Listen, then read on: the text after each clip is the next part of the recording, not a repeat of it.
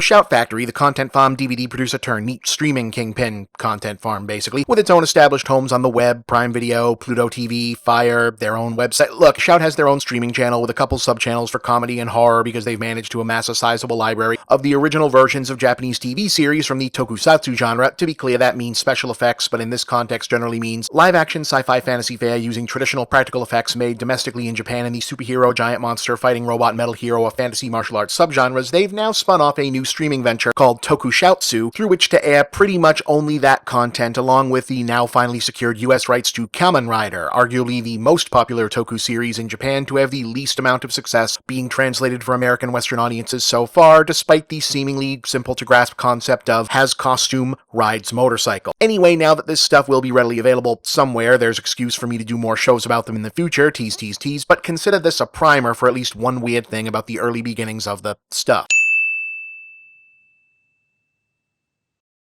See, at least at this point, I can imagine most people who'd look at the best-known US example of a tokusatsu series, the long-running Super Sentai Hero Team concept, and be able to identify what it is, already knows the main relevant pop culture factoid about it. This is the thing Hayao Saban bought the US rights for and re-edited to make Power Rangers in the 90s, and what Power Rangers is generally still made from, though now in a much more back-and-forth collaborative fashion between the US and Japanese producers today. You may also know that while Power Rangers got started in the 1990s, Super Sentai has been a thing since the 70s in Japan, which is why certain seasons and footage shifts in Power Rangers look so starkly different from scene to scene. Well, one of the reasons. What you might not know is that all of this happened, well, almost all of it, because of Spider-Man. TV is weird. Okay, let me explain. See, the first two Super Sentai shows were Himitsu Sentai Goranger and JAKQ Dengen Hitai in 1975 and 1977, and they're basically spy secret agent shows in the vein of the Avengers British TV version, which were super popular with adult audiences in Japan at the time, but with superhero costumes and a not Adam West Batman kind of vibe, to make them more flexible to elaborate stunt work and less realistically violent for a younger audience they were aimed at. They've got sci-fi weapons and vehicles and James Bond gadgets, but big robots or Ultraman-style galactic threats are not really a thing yet in the genre. The series was successful, and the similarities of these Sentai characters to Western-style comic book heroes increasingly popular in Japan at the time gave producers at the Toei Company an idea. Why not partner with an American comics company and do a Japanese version of a Western superhero for TV for greater international appeal? And since Toei was already in a mutual licensing agreement with Marvel Comics for various anime robot characters appearing in the comics based on the Shogun Warriors toy line, remind me to explain that someday, they went with a Japanese reimagining of Spider-Man.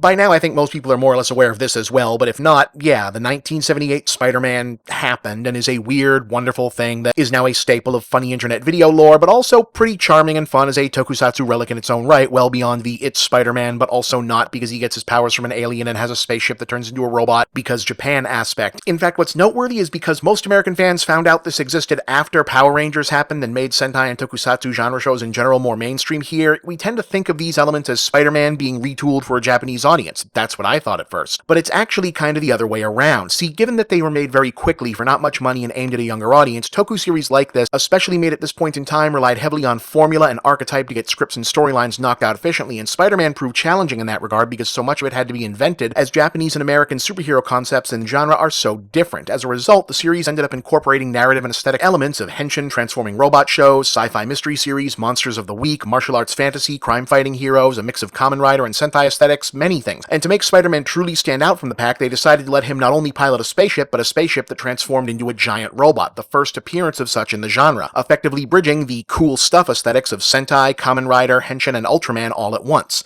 Toei immediately realized they had something that worked here, and figured they should push the Marvel envelope further with another adaptation, Captain America. No, really, the plan apparently was to have a more or less comics-accurate version of Steve Rogers leading an original to Toei team of new characters, fellow captains representing other nations, who would each get their own costume, powers, shield, and because it worked so well for Spider-Man, a giant robot. And who knows, if it had worked, perhaps this Captain America and his League of Other Captains concept might have made its way back stateside to the Marvel canon and history would have looked a lot different. Unfortunately, or maybe not, by that point Marvel had already sold exclusive television rights for the Captain America property to Universal to make a pair of bad TV pilots starring Reb Brown. So instead, with Marvel remaining on as nominal producers under the licensing agreement, Toei opted to adapt their United Nations but with superheroes concept into a revival of the Super Sentai brand, but now with giant robots, and the super part permanently affixed to the titles from here on out as 1979's Battle Fever J.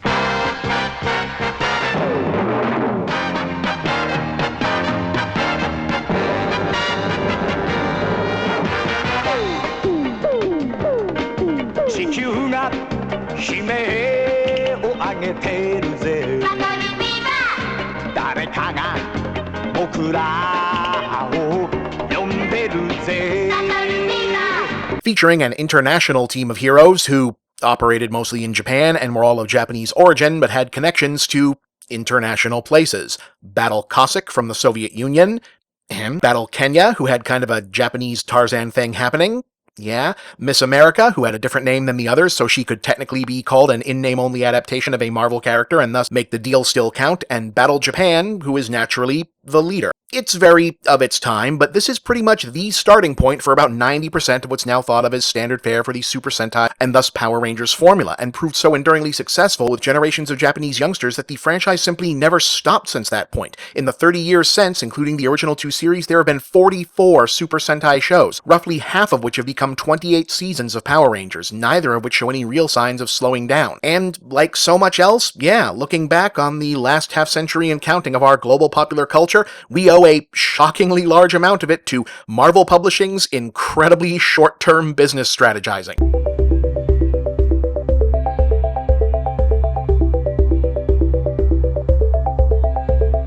There are a lot of reasons to bemoan the sudden ubiquity of social media in our lives, but it does have its benefits. Interconnectivity allows us to observe broad societal trends and ripple effects playing out in something like real time. Granted, it's mostly trends and ripple effects related to media as consumed by the first world, but since I make a living writing and making videos about media consumed largely by the first world, it's an invaluable tool as far as I'm concerned. Case in point, about a week ago, I was privy to observe an amusing moment in cross-cultural entertainment news reaction. The news, Hayam Saban, the insanely wealthy television producer best known for launching the Power Rangers franchise in the West, has finally partnered with a major studio to pull the trigger on a new big-budget movie reboot of the original series. The reaction to this across my social media and regular media feed was about what you'd expect, with reactions falling neatly on generational lines. Millennials were psyched, Generation Xers rolled their eyes, entertainment journalists and/or movie critics also rolled their eyes, especially if they were also Generation Xers themselves, and that's the part that so amused me. See, a lot, and I mean a lot, of the my-aged, i.e. 30 to 40-year-old movie reporters snarking dismissively about the very idea of a present-day Power Rangers movie were folks I know for a fact are enthusiastic boosters of the current blockbuster landscape so utterly dominated by movies based on comic books and toys and old cartoons. Hell, for many of us, that's the basis of our current employment. Let's not play cute about this. Movie journalism, especially internet movie journalism, is right now overwhelmingly dominated by Generation X film geeks who grew up marinated in D&D, Star Wars, comics, video games, action figures, and the cartoons based on the same, which gives them an edge in reporting on an industry currently fixated on the same stuff. Not just in terms of a knowledge base, but also in terms of an ability to engage with material with whatever modicum of serious consideration it deserves. Any damn fool can spend 10 minutes on Wikipedia and tell you why there's a dinosaur in the Transformers 4 trailer.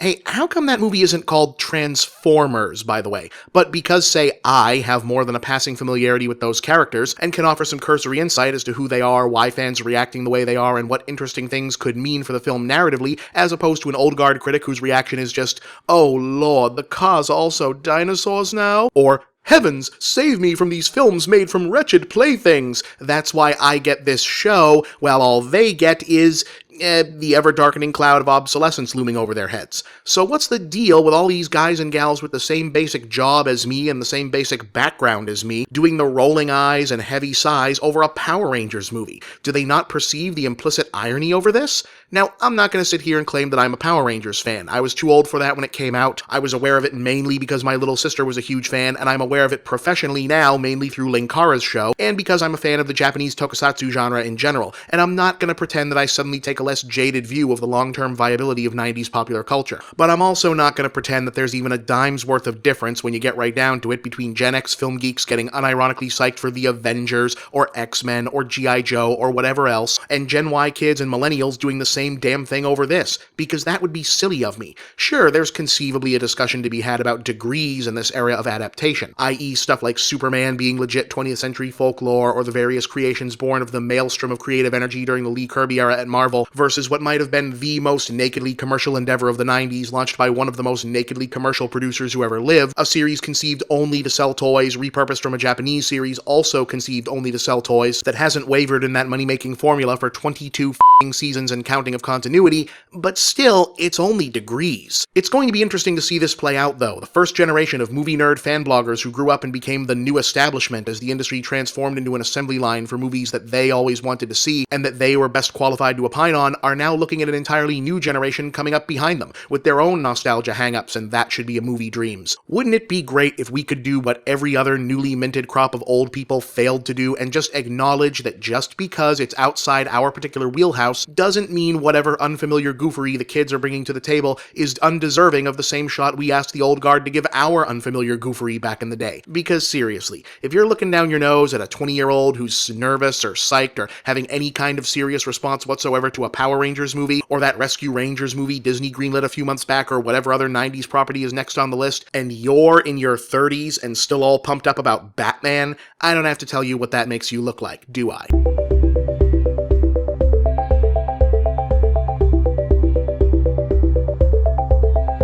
For a moment there, back in the 80s and a bit of the 90s, RoboCop was everywhere. Not so much in the official product, but in influence. The original movie was so popular, it quickly became one of the most ripped-off movies ever. Some of that was the title. It was pretty easy to just stick the word Robo in front of another word and tell audiences, hey, this is going to be kind of similar to RoboCop. But also, the basic look of one humanoid robot killing bad guys was pretty affordable to replicate. You gotta spend some money to rip off something like Star Wars, but RoboCop, one guy in a robot costume, and it's kinda okay if you can tell it's a costume, that's not too expensive, really. A lot of these knockoffs originated in Japan, Hong Kong, and the South Pacific, which isn't really surprising given that RoboCop looks visually very similar to characters from Toei's Metal Heroes Tokusatsu series from Japan that have always been popular throughout that region. In fact, one of the earliest examples of that genre was Robotokaiji, or Robot Detective, in the 1970s, and the designers of RoboCop's suit specifically cited 1982's Space Sheriff Gavan as a major influence.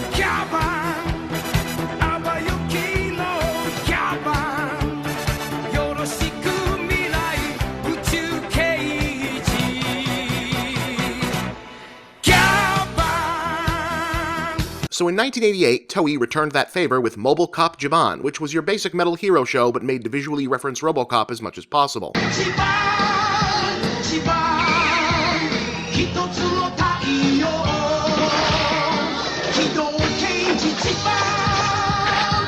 Damn, but these things all have catchy theme songs. Also from Japan, 1990's Lady Battle Cop.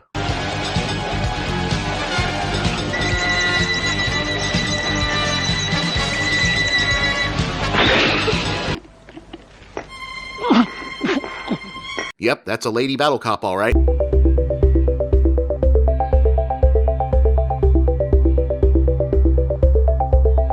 A whole episode about a janky 90s Power Rangers clone that barely anyone remembers. This honestly does have a legacy and a somewhat substantial one, which has recently become rather newsworthy again, which is why we're bothering to talk about it. But actually explaining why that is requires a bit of retroactive history and some breaking out of the good old-fashioned TV is weird. So, yeah, I assume by now everyone already knows this part of the history, but just in case, Power Rangers started out as, and is still now, an Americanized reworking of footage from Japan's long-running Super Sentai television franchise made possible by the heroes of said series wearing face-obscuring helmets, making it easier to replace the out-of-costume footage with new scenes featuring American main characters. And whatever you might think of the relative quality of the early Power Rangers, it worked. The mix of low-budget teen sitcom and surprisingly violent Japanese superhero action series clicked like nobody's business, and the repurposed old footage footage another studio already shot to market toys Japan already made, was so temptingly cost-effective a production strategy for Hayao Saban, a bunch of other Western producers opted to take a shot with their own versions, and Saban also himself tried at least 3 more times with VR Troopers, Masked Rider, and Big Bad Beetleborgs, mostly with middling to non-existent success. And since you can't say middling to non-existent success in merchandise-oriented children's programming without them turning up somewhere, DiC Entertainment partnered up with Playmates to find a yet unclaimed Japanese action show of their own to make bad television from. But whereas Saban had laid claim to Super Sentai and literal decades of prior history there, DiC ended up picking up Denko Chojin Gridman, or Lightning Superman Gridman, a then brand new single-season production, this was 1993 or thereabouts by way of contact, from Tsuburaya that have essentially crossed the studio's most famous creation, the Ultraman series, with Tron. Wait, do I have time to coherently explain the Ultraman franchise here?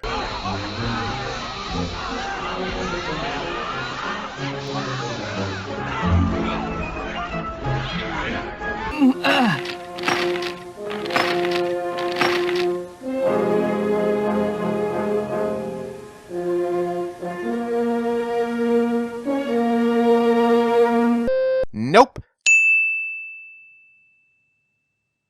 Anyway, the series, which was also called Gridman the Hyper Agent when translated to other territories, was about a group of computer-savvy high schoolers who, while attempting to develop a video game on their homemade computer terminal, are contacted by the interdimensional alien law enforcement agent Gridman, who needs their help, specifically the help of the powerful video game hero body avatar, weapons, and vehicles they've designed to thwart an attack on Earth's electrical infrastructure by a sinister entity that inhabits the internet dimension, and has enlisted one of their classmates, a dark withdrawn loner, to create virus monsters he can control. By merging with Gridman, the leader of the kids is able to enter the digital world and fight the viruses face-to-face using the various weapons and armor designed by his friend. Anyway, it played like this.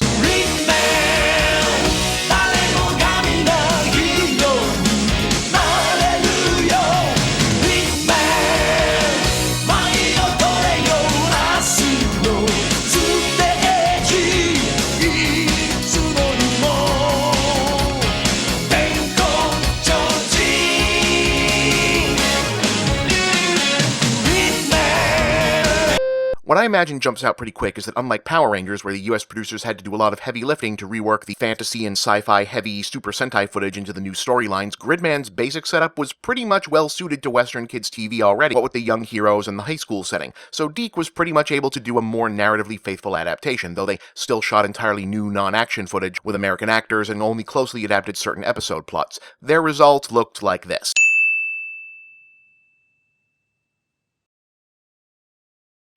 Into the digital world. Servo, look out! Megavirus monsters! Xenon, samurais with Servo to become superhuman samurai synchro. Way to fry us, circus! Servo, they're back! Drago, samurais with Servo to become superhuman samurai Formo! That megavirus monster is micronized! Deluxe Servo, Deluxe Drago, and Deluxe Xenon. Samurais for your protection. Superhuman samurai Cyber-Squad! Yeah, now you remember. Superhuman Samurai Syber-Squad ran for a single season jointly in syndication and on ABC, actually getting a pretty big initial push, largely because ostensible star Matthew Lawrence had been tipped as a next big thing teen heartthrob at the time, owing to his older brother Joey having been a breakout star in the same vein on the sitcom Blossom. Matthew was later in the more well-known Boy Meets World and other projects. Like Gridman, Syber-Squad didn't last longer than one season and didn't really catch on with US audiences in a big way on TV or as toys, and it didn't seem as though either one was going to have left much lasting pop culture impact. Until about 4 years ago.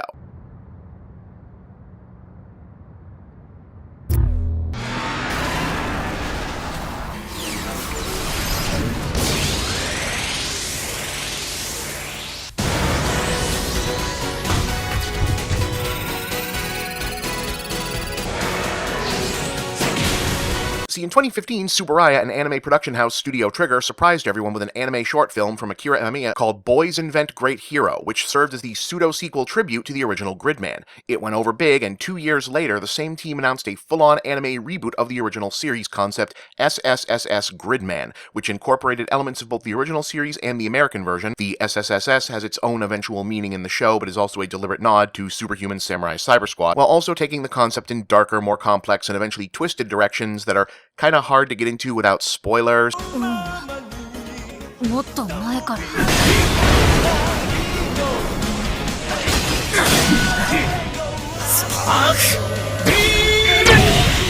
But anyway, unlike the comparatively minor impact that the live-action predecessors had on their genre, this was a big hit in the world of anime, with Tsuburaya only days ago announcing a follow-up series, SSSS Dynazeon. So, if you ever woke from a 90s nostalgia daydream wondering, did I imagine one of the Lawrence brothers was in a weird Power Rangers clone for like a few months in 94, or did that actually happen?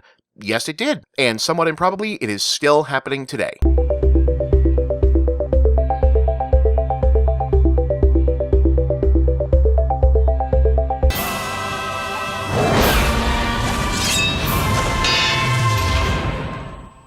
So the whole Power Rangers thing kind of caught everyone off guard in terms of how popular it got, right? How fast and how long it ended up lasting, especially since, it's actually still pretty popular now. Hayao Saban had been trying to bring dubbed Japanese Tokusatsu TV shows to American audiences for years before he finally got Fox to bite on an Americanization of Super Sentai Zio-Ranger, but the main reason he was interested, apart from apparently being a longtime fan of Japanese sci-fi, was that he saw it as a good bargain. The expensive parts of the shows had already been produced, his company could knock out the minimal amount necessary Western footage on the cheap and pocket whatever merchandising and ad revenue came from the quote-unquote new shows. No one was expecting that this would become the biggest thing in kids' TV since Ninja Turtles, which apparently was why the famously tight-fisted Saban Entertainment was not ideally prepared for the long-term strategy for managing what turned into a juggernaut almost overnight, and why their attempts to do so were so scattershot after that. They lost half the main cast almost immediately when they figured out that they'd gone from underpaid unknowns to household names faster than their producers did. Said producers didn't make any plans for what to do about future series when they ran out of Zio-Ranger footage, since Super Sentai swaps out the themes from season to season, and attempts to make lightning strike twice with series like VR Troopers, originally developed as a solo series for Green Ranger actor Jason David Frank, and Big Bad Beetleborgs were met with mixed success at best. And as note, everyone else's attempts to copy the Power Rangers formula for kids TV didn't go so hot either, but some television historians do credit the series with helping revive the interest, especially by syndicators and cable networks, in low to mid-budget action shows for teenagers and adult audiences, which had fallen out of favor toward the end of the 80s as the cost of acceptably believable special effects and production tech had become prohibitively expensive for weekly TV budgets. The theory being that certain executives may have figured, well, if Power Rangers is making it fly with kids by playing it as action comedy and leaning into the campiness, why can't we? After all, Camp is Back was an early 90s TV buzz topic ever since Baywatch, a very silly series that was canceled off network TV because it was a stupid show about lifeguards that only existed because its premise allowed the cast to always be on the beach in bathing suits, was revived in syndication and became the most popular TV show in the world because it was a stupid show about lifeguards that only existed because its basic premise allowed the cast to always be on the beach in bathing suits. This confluence of events led to a slew of expensive but not that expensive action, sci-fi, and fantasy shows, effectively aiming for a vibe of Power Rangers, read lots of loud, slapstick, over-the-top fight scenes and people in goofy monster costumes, but also sexy. The most successfully typified by the Sam Raimi-produced Hercules: The Legendary Journeys and its more successful spin-off Xena: Warrior Princess, which in turn inspired a whole slew of their own generic, campy, high fantasy imitators, working versions of Sinbad, Robin Hood, and for some reason, Mortal Kombat. Of course, Saban eventually wanted in on their own copycats and to see if they could produce a tokusatsu series on their own without repurposing Japanese footage, and that went about as well as could be expected. Now we have it back.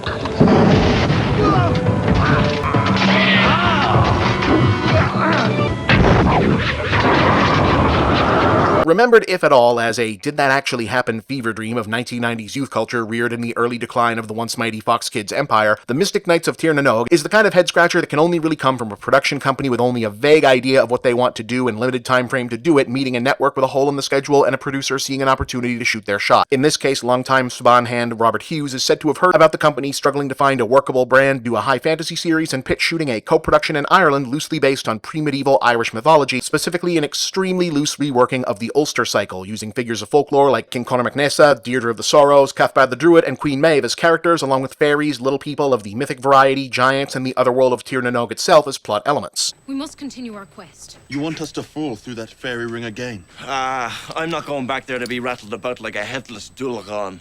Since you've already been to Tir-Na-Nog once, you may be able to enter merely by touching the crystal on the fairy stone.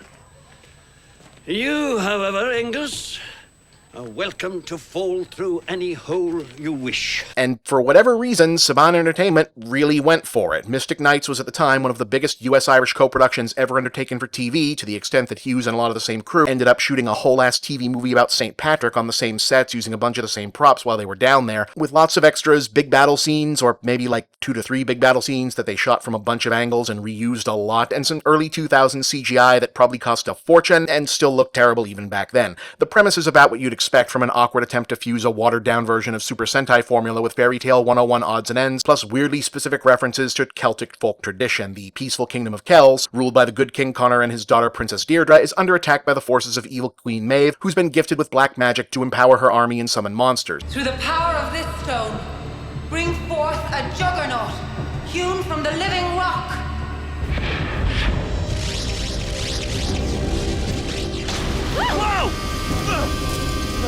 The king's advisor, Cathbad the Druid, assembles a team of heroes consisting of his apprentice, a reformed thief, a visiting foreign prince, and Deirdre herself over the king's objections because we're doing the Disney Renaissance sort of feminist proactive princess thing to quest for Tir-Na-Nog, where the fairies will tell them how to become the mystic knights capable of defeating the bad guys. I've been expecting you. With only a partial scroll to work with, we need your guidance. Guidance.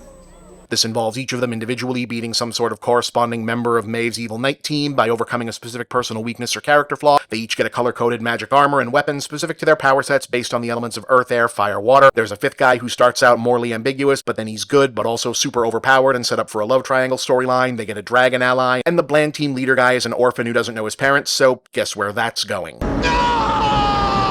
Let it not be said that the series doesn't make an effort. In fact, the main reason it looked so cheap is that there were often so many effects elements being used at the same time. Composite shot little people, CGI monsters, creature suits, optical effects, all kind of mushed into one shot sometimes. And while the actors are mostly stranded and frequently look lost when called upon, they're making the best of it. Lisa Dewan, who played Deirdre, has since gone on to be one of the most respected Irish theatre actresses in the world, a successful writer, stage director, and one of the foremost living interpreters and experts on the work of Samuel Beckett. Really. The cliffs of the east are guarded by Sonora's sky, Deirdre. I know, Aideen, and I'll have to battle with him to attain my armor. I'm not sure you're up to the task. I hear he's fearsome in battle. And so am I.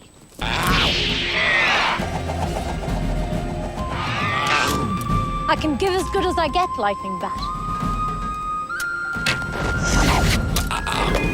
But not good enough. We're here, Rowan. Perhaps you need some help, Rowan.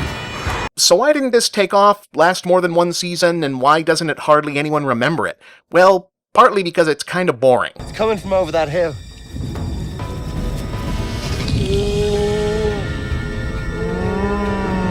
When you look at that.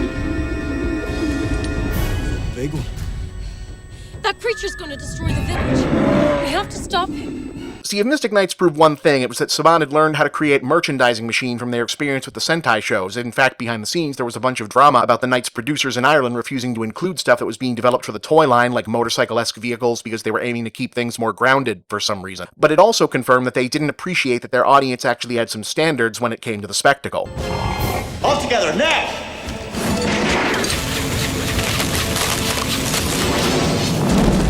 Japanese tokusatsu might look cheap relative to American special effects, especially given that those are shows aimed at children and Saban was often using footage several years older than their US air dates. They actually were fairly expensive productions in their own right, with big teams of dedicated stunt performers and large budgets for costuming, props, and practical effects. That was one of the ways to spot the Japanese footage in early Power Rangers episodes. It's when they're actually able to break things and blow stuff up instead of trying not to damage the sets and props the producers are trying to reuse 10 or 20 more times. By contrast, while Mystic Knights has some impressive stunt work going on in the wide shots, its action scenes don't actually have much action to them. The fights are slow-paced and uninspired, there's very little impact or weight to anything, and it mostly looks like, well, a lot of actors who don't necessarily know how to fight all that well, trying not to damage their costumes, knock parts of the set over, or get seriously hurt feigning falls in the frequent outdoor sequences. And speaking of those fight scenes,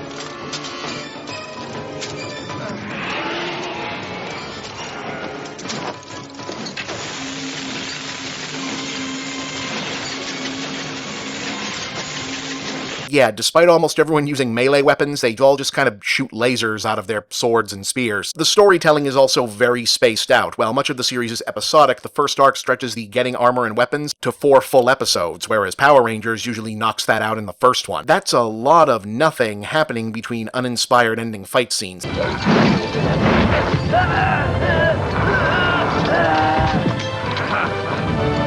defeat you yet, Draganta. You'll have to walk through flame to do it. And I know how you feel about that, Ice Lord.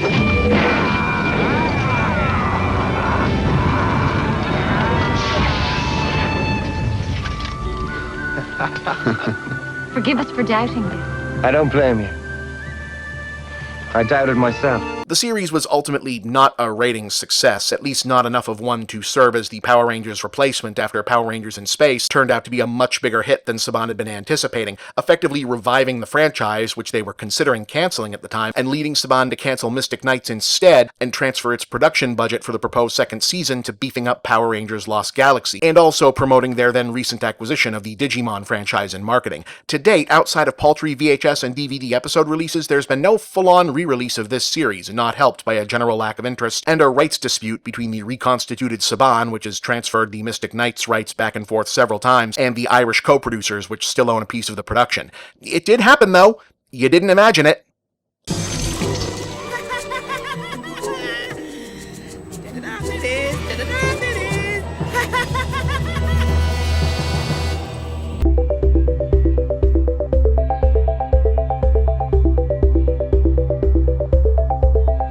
Who remembers Big Bad Beetleborgs? All right, we're back. Nice job. Whoa!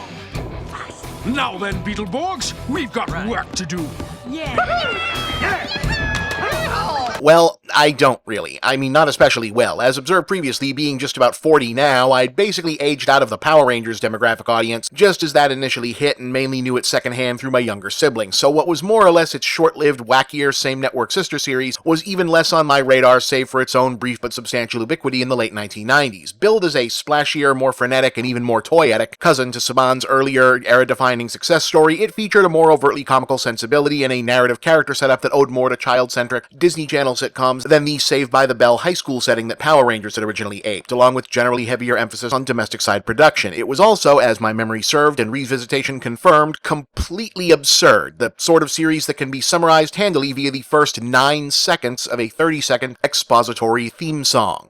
3 typical average kids inside a haunted mansion. Just by chance, Frida Ghost, who made them Beetleborgs. Big bad Beetleborgs. Yeah, that was really it. 3 kids find a haunted house inhabited by shticky vaudeville caricature comedy versions of the Universal monsters, plus an Elvis meets Beetlejuice meets Robin Williams as the genie ghost that grants wishes, which they use to gain the powers of their favorite comic book superheroes, a team of insect-themed, power-armored warriors. This also causes the villains from the comics to appear in their small suburban town, and they would spend 88 episodes and 2 seasons of television dealing with that. They're real.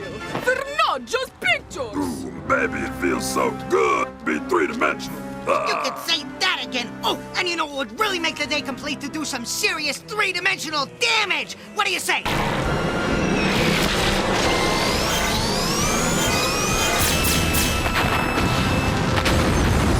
What a dump! Sometimes. No skyscrapers. No subways. I can't believe it. We're stuck in suburbia. Hey, what do you mean you want us to pay for a hot dog? Or rather, they'd spend much of each episode dealing with random family sitcom business, intersped with slapstick hijinks that the monsters in the haunted house would get into in their own B-stories, eventually sort of coalescing into a situation where they'd have to transform into adult-sized, bug-armored superheroes. This is a catastrophe! Watch it! Flapper, this is no time to chicken out.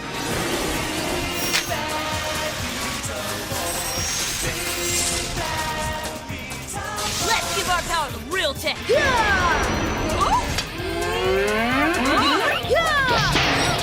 And engage in larger, more elaborate fight sequences against the villain of the week, created, as was the case with Power Rangers, using repurposed footage from a Japanese tokusatsu series, in this case, Juko B-Fighter or Heavy Shell Beetle Fighter.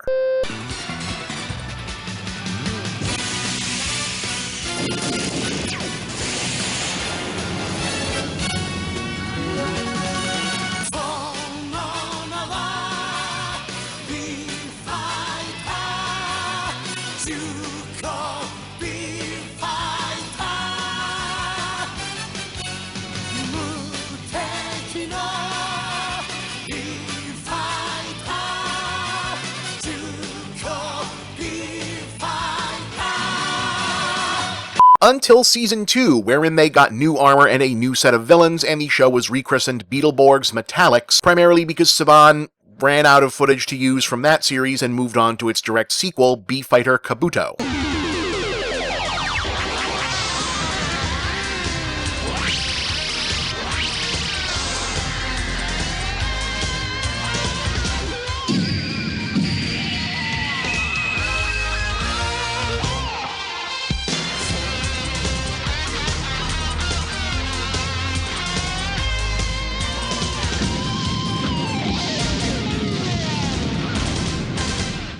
Compared to Power Rangers in hindsight, Beetleborgs appears to be mainly remembered by its fans for how genuinely strange a lot of it was, seemingly mashed up from pieces that had really nothing to do with one another. There's nothing particularly haunted house or Halloween themed about the B-Fighter shows that would have suggested the need for the monster supporting characters originally in an American version, and neither of them have much in common with the kind of popular prevailing 90s comics or superhero aesthetic that would have made that a logical extension, though the comic book angle did end up having a practical application on the production side, namely adding Adam West Batman-style word balloons and cartoon sound effects to the B-Fighter footage served as a workaround for obscuring some of the more violent-looking parts of the original fight scenes.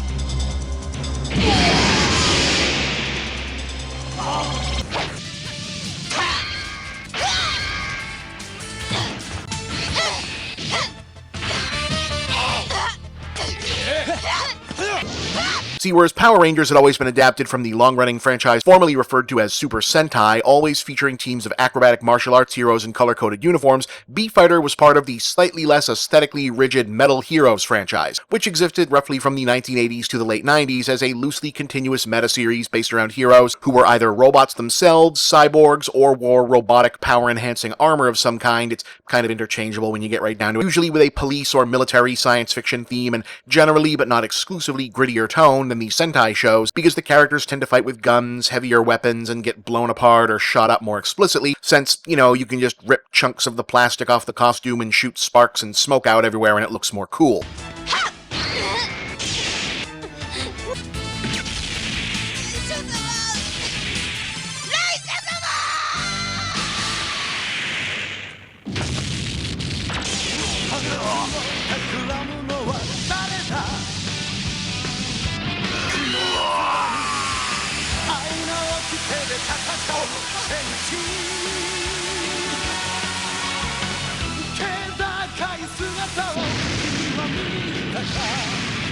But that was too violent for network kids TV in the United States at the time. That's why VR Troopers, which was made out of 3 different Metal Hero shows, had to be run in syndication. So Beetleborgs found a solution to getting away with as much as they could, and in a way, the ridiculous and obvious disconnect between the elements kinda worked in its favor. Neither of the B-Fighter series are exactly super serious in their own genre, but the originals were fairly standard tokusatsu plots about alien invasions and special science teams converging with powered-up armor for the battle against them were so far removed from the Southern California suburban kiddie sitcom setting of the rest of the show that it kind of helped sell the otherworldly comic book invaders angle in Beetleborgs. And, you know, as much as many Sentai purists have been loath to admit it, one of the things Saban's people were usually pretty good at on the original Power Rangers was coming up with kitschy old-time groaner comedy shtick and goofy voices to dub over the villains and monsters to make them differentiated and interesting. So it's not too surprising that the haunted house monsters actually ended up being a highlight of Beetleborgs, even as it was difficult to work out a reason for them to exist in the first place most of the time. I'm in trouble! Keep it down, will ya? With all that shouting, you could wake the unliving! But he did wake the dead. Would you like a blood light?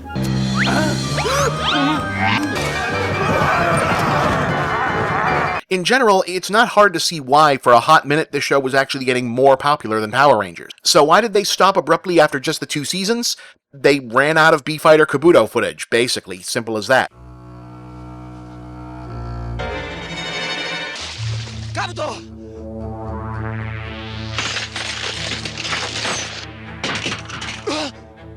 Kabuto! Kabuto!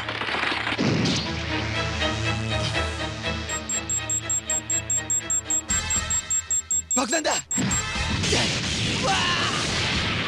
Ironically, just as someone had finally stumbled onto a formula that made a Metal Heroes show click in the United States as big as Sentai had for Power Rangers, the brand itself was losing gas and suffering from a lack of identity in its native Japan, not in the least because its distinctive armor look and toy sales-friendly aspects had increasingly been adopted by the consistently more popular Kamen Rider and Sentai series. And while Saban had managed to remix Power Rangers around Sentai's many successive changes season to season, the insect armor-themed Metal Hero show that did directly follow B-Fighter Kabuto was found to be just a little too different.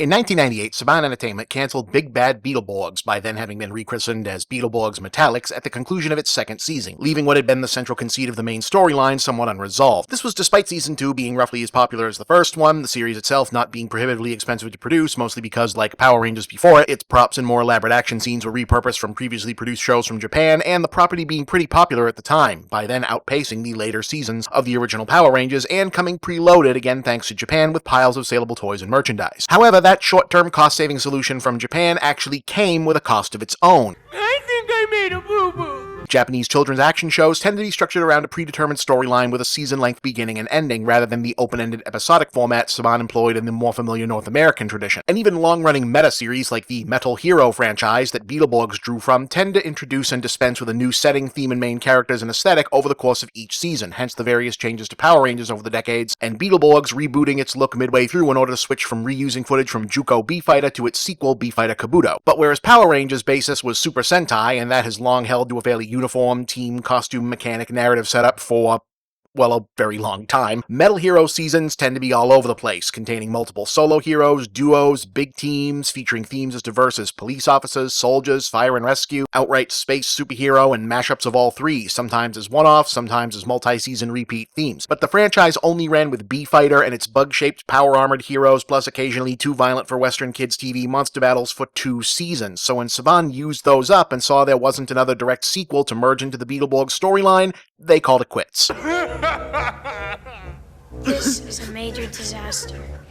Major. That's probably either not news or a surprise in terms of explanations if you're just an I vaguely recall that Beetleborgs fan from back in the day, but what most US fans who weren't themselves devoted followers of Japanese tokusatsu television in its original form didn't know is that it's not entirely correct to say that Metal Heroes producer Toei completely abandoned the mechanical insect theme, or that B-Fighter Kabuto didn't have at least one more pseudo-follow-up in its franchise. Yes, the next Metal Heroes show did feature armored robot heroes with another bug and beetle theme, at least on the good guy side, but everything else was a little different.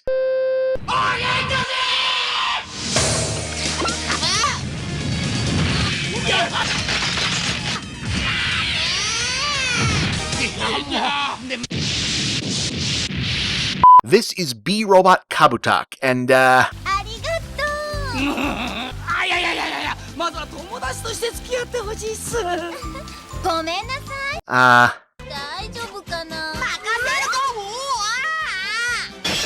so,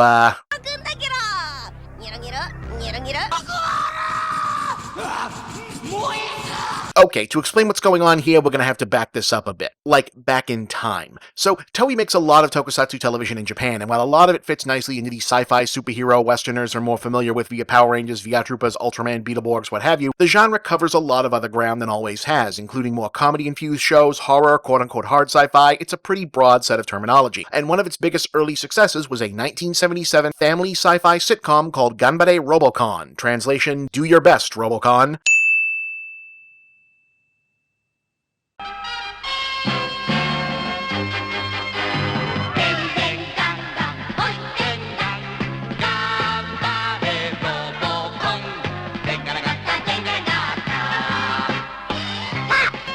Aimed mainly at schoolchildren and set in a then-contemporary version of suburban Japan where artificially intelligent anthropomorphic robots were common, the series centered on a well-meaning but clumsy and easily distracted childlike robot named ROBOCON, who is assigned to live with and attempt to assist an ordinary family with their day-to-day lives as part of his training at the Robot Academy. In each episode, ROBOCON would try with mixed results to be successful, get into hijinks with the human family or other robots from the Academy, and typically receive a grade based on his performance at the conclusion.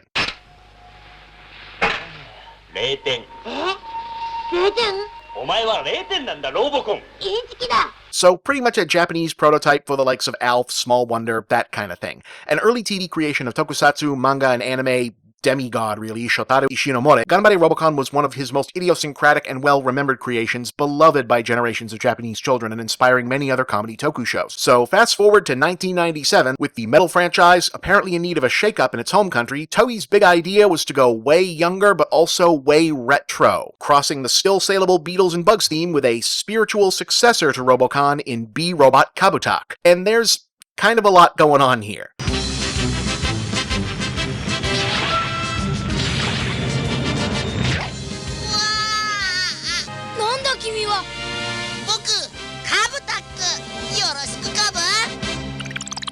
Broadly, the setup is there are 13 pieces of a fallen star scattered in ancient times around the Earth, capable of granting wishes and bringing about some sort of prophecy if collected, yada yada. A brilliant but misunderstood scientist and inventor, having discovered this, created and activated a team of insect and animal-based androids called B-Robots, programmed to seek the pieces out, but something went awry, and 3 years later, the nominal leader of the B-Robots, KABUTAK, mysteriously appears among the belongings of the inventor's school-age grandson upon his family moving to a new apartment in Asahi.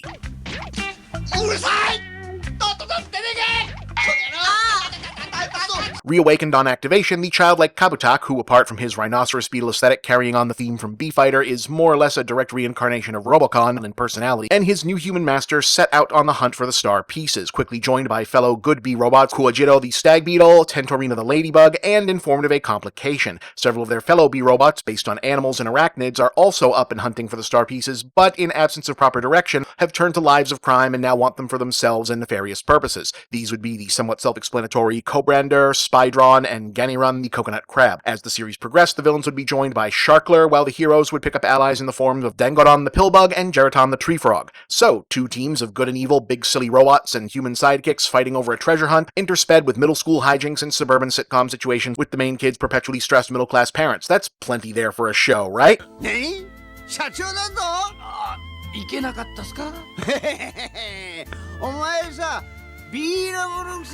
Well, there's more anyway. As this is still a Metal Hero series, each of the B-Robots can transform into a humanoid super mode, more befitting a conventional Henshin Tokusatsu armored protagonist for combat.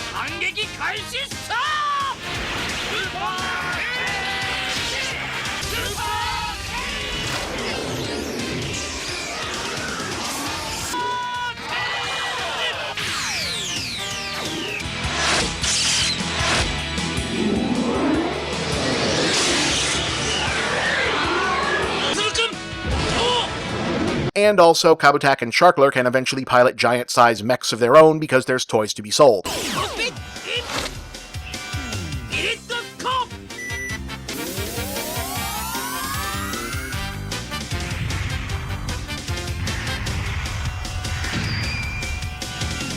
Oh, and it's also all about sports, actually, and games and the general spirit of healthy competition. Yeah.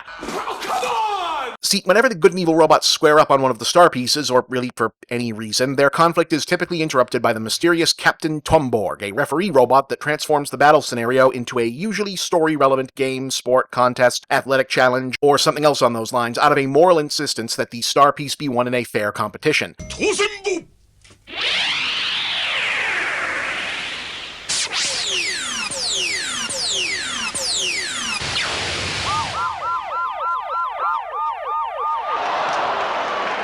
So episode to episode, the B-Robots battle for supremacy by running obstacle courses,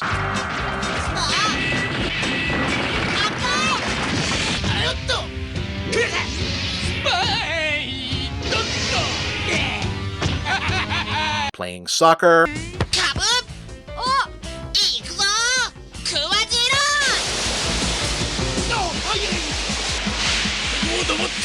sometimes also golf,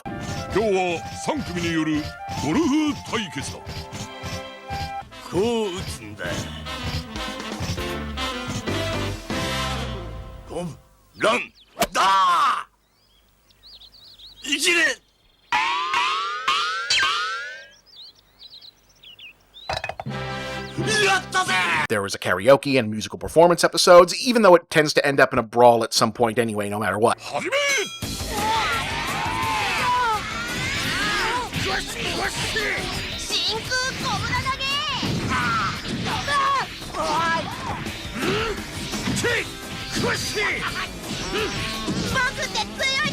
As things grow more serious, there's also appearances by more conventional kaiju and Japanese mythological threats, and in the series finale, the B-Robots ultimately find themselves on the same side, fighting against said monsters and the obligatory final boss Starmind for the fate of the Earth in a game of rugby.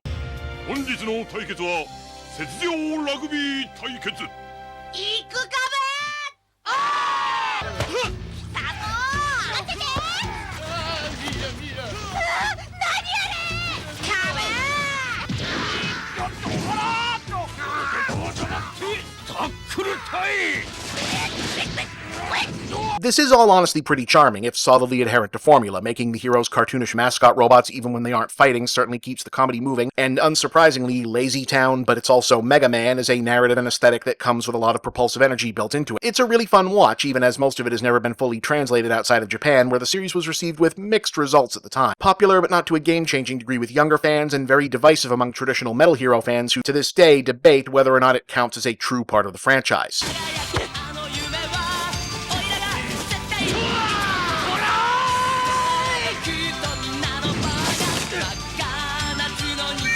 True or not, it did bring an end to the Beetle-themed era of the brand, and regardless, the next series, Tetsuan Tentai ROBOTAK, stuck with the transforming animal robots and kid sidekicks theme, but went with a more general various animals aesthetic and had its own sort of thing going.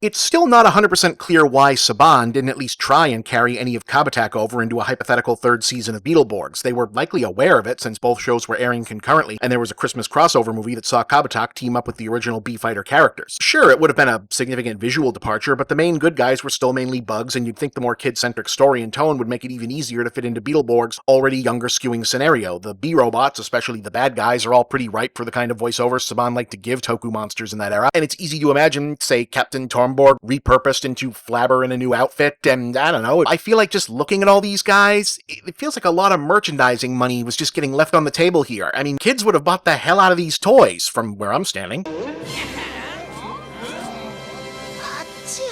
Anyway, for a while, both B-Robot KABUTAK and ROBOTAK were both considered lost media in the West, having no DVD release outside crossover movies and no major outside Japan release in general. Toei has begun uploading episodes to their YouTube channel sporadically, but it remains an underseen curiosity overall. Could it ever get enough of a reconsideration, whether as the Beetleborg follow-up fans never got, or on its own merit to get a wider release, maybe even on DVD? Well, you've now heard of it at least. Stop it,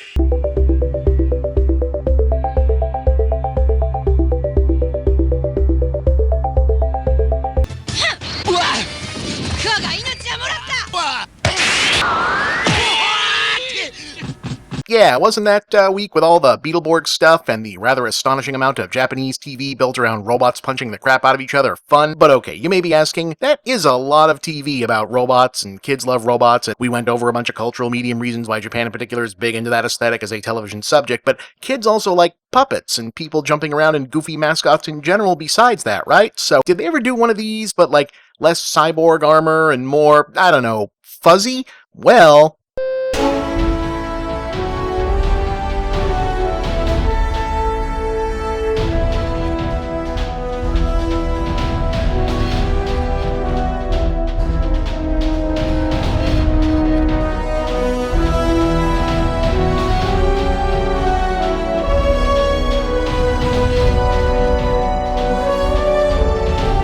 KAIKETSU LION-MARU, alternately translated as The Extraordinary Lion Knight or The Beast Transformed Ninja Warrior, was a kids' daytime action series for the infamously offbeat P Productions studio that ran for 54 episodes between 1972 and 1973. Set in ancient Japan's Sengoku era or the Age of Warring States, the series followed a trio of orphans from a ninja village who set out on a travel the land and fight evil quest to stop the machinations of a growing cult that worshipped the demon god Akuma Go-san from overrunning the land. Our heroes included the tough guy with 2 swords, the pretty girl who can also supposedly fight but has to get rescued a lot, and the pain-in-the-ass little kid. In each episode, they go to a place and fight some henchmen.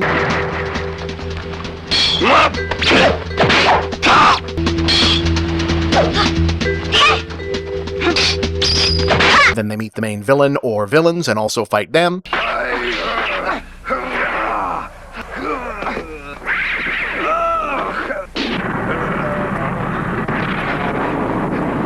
Sometimes the kid uses a flute to call a Pegasus, which they don't really use as often as you'd think because, you know, that's probably an expensive effect.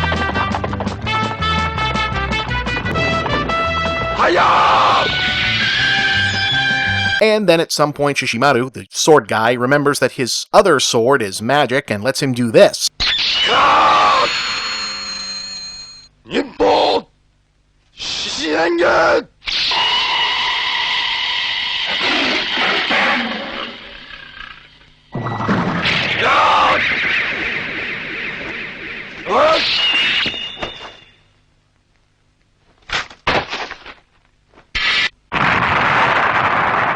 And that's pretty much the hook here. At the time this was made, samurai and ninja shows were about as prolific on Japanese TV as westerns were in the US, so the gimmick was, yeah, but have you seen one with a guy who turns into a were-lion and fights monsters and zombies and shit?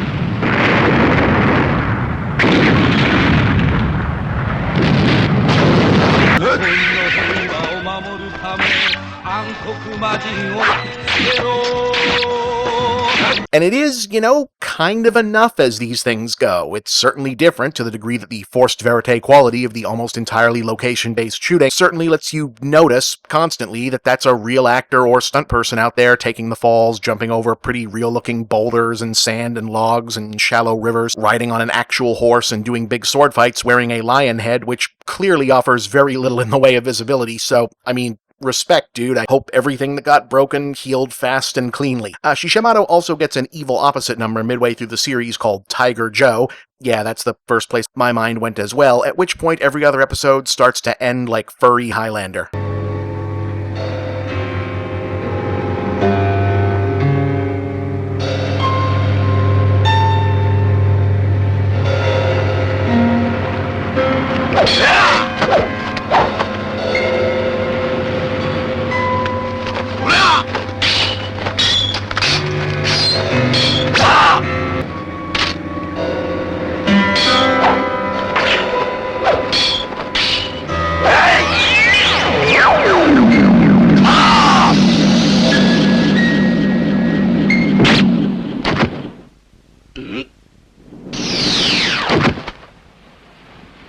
In any case, while fondly remembered as a unique cult item today, we'll circle back around to that, and decently popular at the time, KAIKETSU LION-MARU wasn't exactly as big a success as other noteworthy properties of the era, maybe because historical fantasy was in a downswing, maybe the puppety-looking cat people was a hard sell, but it did get an immediate sequel as FUUN LION-MARU, in which main actor Tetsuya Ushio returned as yet another transforming were-lion ninja named Shishimaru, but this time in a different period of feudal Japan where no apparent continuity exists to the original series, and this time LION-MARU is orange, wears armor, and has a jetpack.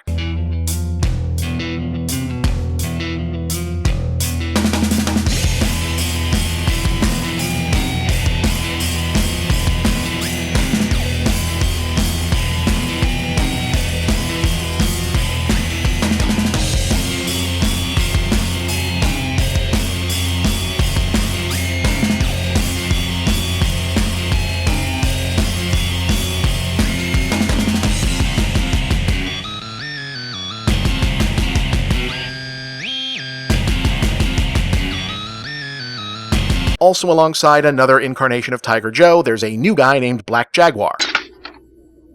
Rotação! Jaguar!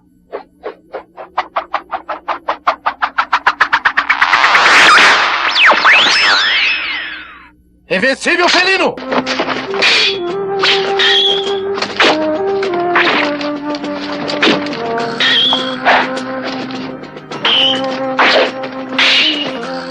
You may have noticed that that clip was dubbed into Portuguese. That's because FUUN LION-MARU was the only one of these series to get any significant pop culture traction outside Japan, airing reruns almost a decade after the fact in Brazil as Lion Man, and being such a ratings winner at the time that the distributors redubbed the original LION-MARU and aired it as a follow-up to less success. Neither version has had any significant Western release, save for a single episode VHS dubbed into English as Magic of the Ninja, released through Remco's Kid Classics budget brand, apparently ending up mostly at Toys R Us locations throughout the mid-80s. In any case, to say that P Productions was obsessed with this particular niche, or rather making this a niche in the first place, would be putting it mildly. Before making it work with the two LION-MARU shows, they'd unsuccessfully pitched back-to-back failed pilots for more contemporary tokusatsu superhero shows called Jaguar Man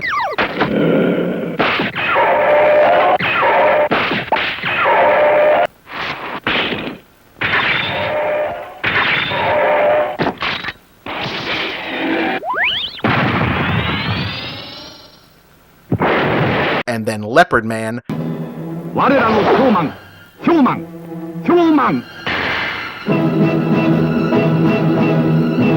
before getting the two Lion shows actually picked up by going the samurai route, which they then directly followed by, perhaps inevitably, noting that Kamen Rider was dominating Japanese kids' TV conversation right at that moment, and that they might as well try putting a Catman on a motorcycle and produce 1973's Tiger 7.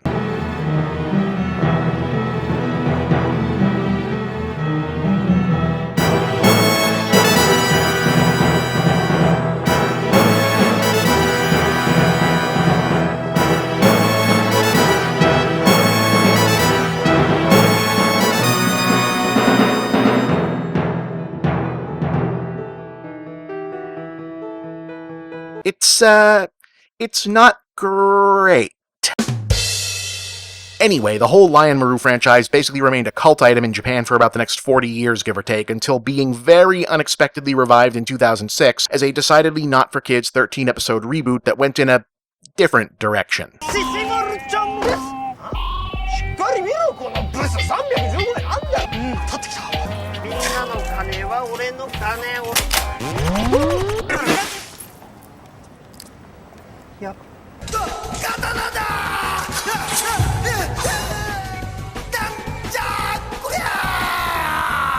Lion-MARU G relocates the action to then-present-day urban Japan and follows a luckless grifter turned low-end male escort. The G here alternately stands for Ghetto and Gigolo, who's apparently the present-day incarnation of Shishimaru, or who at least is able to use his transforming lion powers via a magic sword. Together, opposite, and sometimes both, with a similar reincarnation of Tiger Joe, he has to make sense of this while battling gangs, organized crime, his own demons, and a crime boss version of Akuma Gosen.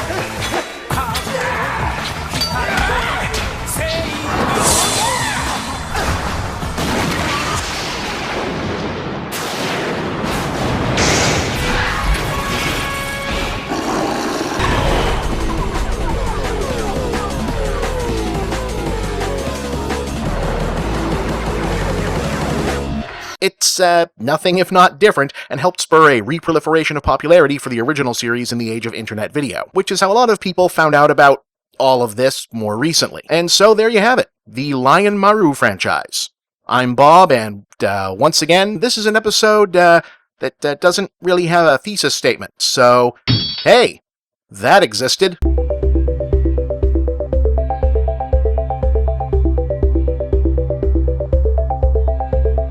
70 million years ago, the creatures known as dinosaurs mysteriously disappeared from the planet Earth. It was thought that they would never be seen again. But in the year 2000, the people of Earth were amazed and terrified by the greatest catastrophe ever known to mankind, the reappearance of the dinosaurs.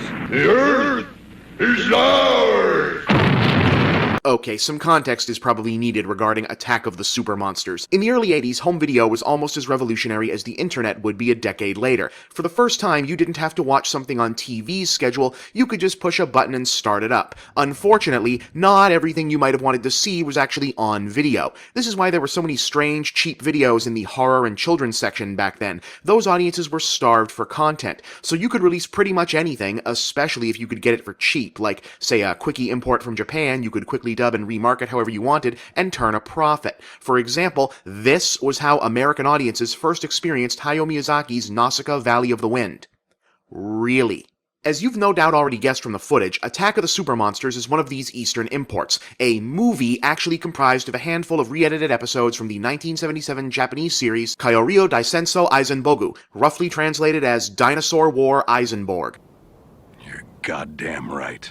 It's a tokusatsu series about giant monsters attacking the Earth. The Earth here meaning major metropolitan centers in Japan, naturally. Our story? Well, this. Though some of the creatures are willing to live peacefully underground, they are forced to attack humans by their mad ruler, Emperor Tyrannus. For with his superpowers, he is capable of turning any animal into a murderous beast that will obey his every command.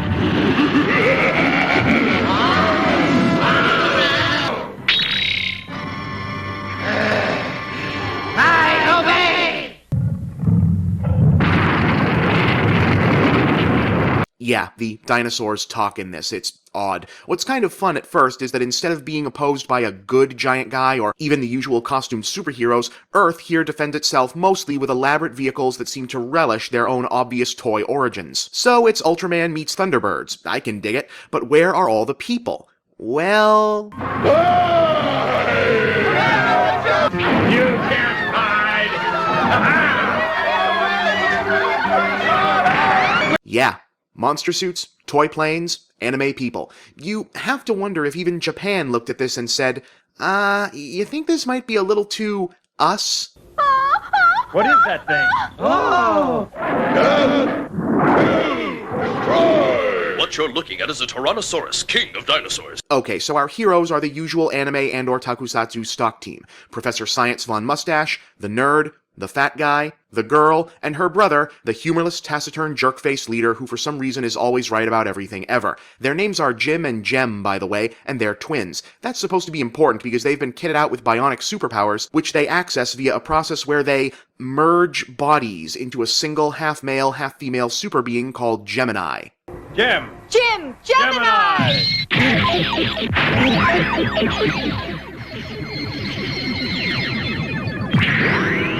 Gemini! Okay, so that's kind of bizarre on its face, but is it just me, or does the fact that they're siblings make it just kind of icky? Like, ew. You know what I mean? Yeah.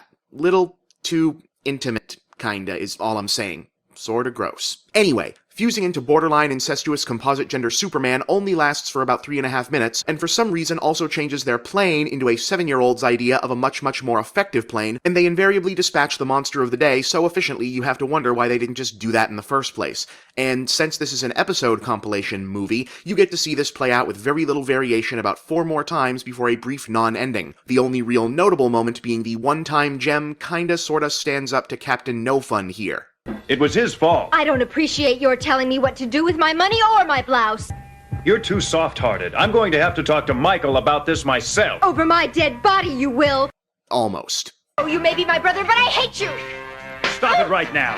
I'm sorry, Jim, but we can't afford to be acting like spiteful children now. We have a job to do. But otherwise, it's a lot of this. Oh my gosh! The super monster known as Ashtaroth controls the rats with the vibrating hum of the armored plates on his back, causing them to become bloodthirsty fiends. You puny humans! You can't hurt me!